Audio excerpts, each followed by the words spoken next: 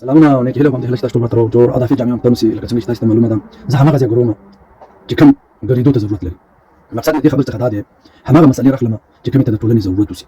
لکه څنګه چې تاسو ته پته ده چې زمون لار او برکه ټول مشکلات دي چې ورور تر ورور سره جوړ نه دي، تر زوی د تر زوی سره جوړ نه دي، او بلکې دوی دی او بل دښمنان دي. داسې دښمنان دي چې د یو بل د منځولو کوشش کوي. د دې چې دغه فتنې رامنځته شوي دي او دغه رقم ژوند زموږ دی اوس د دې کس معلوم دی چې دغه رقم رانجو کې موږ چولي او دغه رقم یو کلتوري موږ رامنځته کړی دی. دا پنجاب، امریکا او دې ته نور ورته خلک دي چې موږ ته صرف یو ځلې فتنه چولې ده او نور ته موږ وعده ورکړې ده چې دا به نور پر مخ وړو.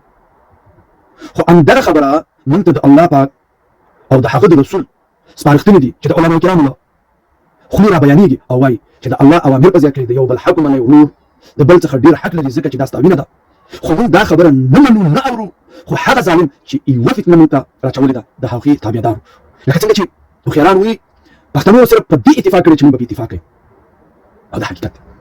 زه تاسې ته دومره ویلی شم چې په نړۍ کې اروپایي مملکتونو کې چې موږ کوم یو پېژنئ نوم یې درځي همغه راواخلئ او د همغې په اړه درته دا زما خبرې چې دوی د همسایانو دومره مرسته او دومره کومک کوي.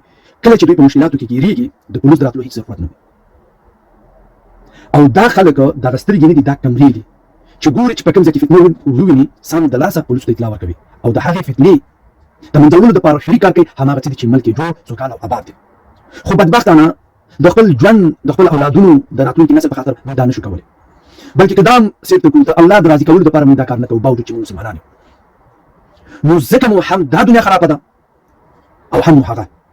او که تاسې کتلونه مو ګورئ، که چا کتل هم کړي هغه به پښتون وي، که څوک مقتول هم هغه به پښتون وي، که غلم دی هغه به پښتون وي، که قربان دی هغه به پښتون وي. دغه هر نوع فتنې چې وجود لري زموږ ټولنه کې دې کې زموږ د لاس هم دی. خو لکه څنګه چې ما مخکې وویله صرف پردیو یوه فتنه راچولې ده چې هغه په میکروب باندې بدله شوې ده. نو هغه یوه فتنه په وجه باندې اوس موږ سل فتنې کوو پر ځای د دې چې هغه یوه فتنه مو ولې وی هم به مو هم دنیا ښایسته وي هم به مو آخرت. نو زه تاسو ته د نورو ملکونو د پرمختګ راز ښایم. هغه صرف او صرف همدا دی چې د خپل ورور سره د خپل ورور په پرمختګ باندې خوښېدل، د خپل همسایاو ساتنه کول. کله مو چې دغه برخه کوي اوسي دا پرمختګ کوي، همسایه چې همسایه شي او د همسایه د بیا بل همسایه اوسي، همدغه رقم دا په کلي باندې بدلېږي او کلي په بیا ولایت باندې بدلېږي او ولایت په ملک باندې بدلېږي. نو یعنې تاسې ټول ملک خلک وګړي دا د یو بل مرسته کوي. نو پولیس چاته وایي خلکو ته وایي پولیس څوک دي؟ دا خو د اسمان لکه ملایکې نه راکوزېږي، همدا خلک دي.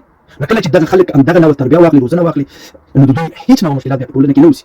نو د دې دپاره چې دا اسلامي سپارښتنې هم دي چې تاسې د یو بل لاسنیوی کوئ او همسایه په همسایه باندې ډېر زیات حق او حقوق لري. ولې چې همسایه زر رسیدګي کوي نسبت د هغې خلکو نه چې هغه لرې پراته اوسي. حتی د پولیسو نه هم به یې زر رسیدګي کولی شي. که چېرته اور لګېدلی اوسي او د اورلګید موټرې راځي او د اور د مړ کولو کوشش کوي د هغه نه همسایه زر راتللی شي او هماغه همسایه ده چې هغه اطلاع ورکوي سنټر ته چې دلته اور بل شوی دی او هغه خلک چې اور مړ کوي راځي او دغې مشکل ته د پای ټکی ږدي.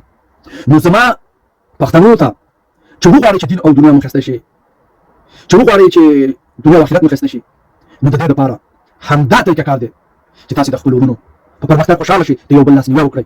په دغه حساب باندې به د دښمن فتنې ناکامې اوسئ. نو ما ته راکړئ اجازت. په رب مو سپارم ښاد او آباد او سرلوړي او کامیاب اوسئ. ما در سره په خپلو نیکو دعاو کې یاد ساتئ.